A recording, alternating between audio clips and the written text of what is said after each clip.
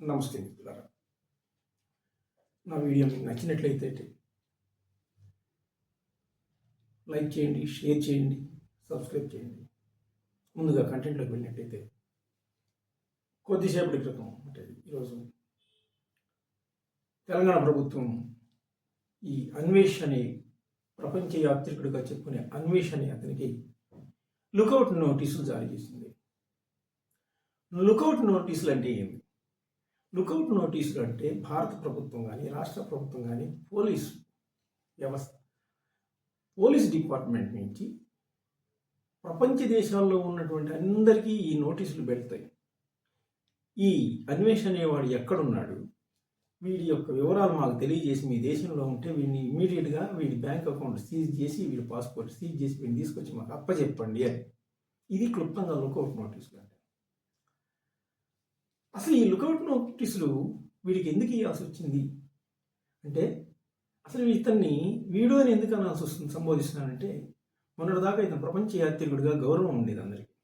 కానీ ఇతనికి వచ్చిన పాపులారిటీ, వస్తున్న డబ్బు, వీటన్నిటి వల్ల మన సహజంగా వీడికి బలిసిందిరా అని ఆ బలుపు ఎక్కువైతే వచ్చే మాటలు, చేసే వీడియోలు, కూసే కోతలు, వీడు చేసిన వీడియోలు ఎంత దరిద్రమైన వీడియోలు చేశాడంటే, కోట్ల మంది 100 కోట్ల పైన ఉన్నటువంటి హిందువులు ఆరాధించే దేవీ దేవతలను వీడు అసభ్యంగా మాట్లాడుతూ వీడియోలు చేశాడు.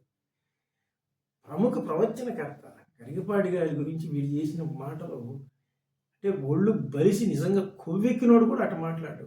అంత నీచమైన మాటలు మాట్లాడుతూ వీడియోలు చేశాడు. స్త్రీ పురుషుల కలయిక గురించి వీడు చేసిన వీడియో అసలు చెప్పలేము, జగుప్సాకరమైనది. అందువల్ల ఇతన్ని వీడు అనాల్సి వస్తుంది. అసలు వీడు యథవా అనాలి వీడిని.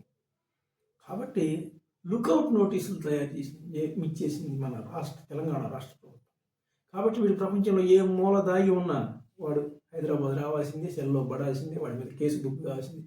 వాడి జీవితం, వాడి కెరియర్ నాశనం అయిపోయినట్టే. అసలు వీడు ప్రపంచంలో ఎన్ని దేశాలు తిరిగాడు కానీ అసలు లుకౌట్ నోటీసులు ఒక ప్రభుత్వానికి ఎదురు తిరుగుతాడా? నాలెడ్జ్ ఉన్నవాడు ఎవడైనా అసలు ఒక వ్యవస్థ, ఒక ప్రభుత్వానికి ఎదురు తిరిగి వీడు అసలు నిలబడగలుగుతాడా? మహామహులు తీసుకొచ్చి ఇస్త్రీ బొక్కలో వేసాడు, దిక్కులు వేసి సెల్లో పడేసాడు. ప్రపంచంలో మౌలు దాగిన జుట్టు పట్టి తీసుకు వీడంతా.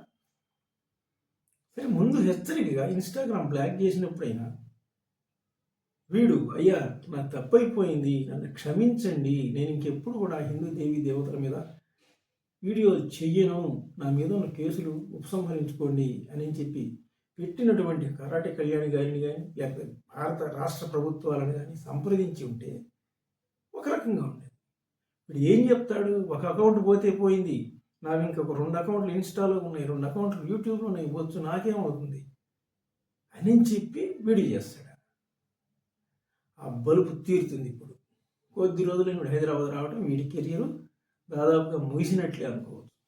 నమస్తే.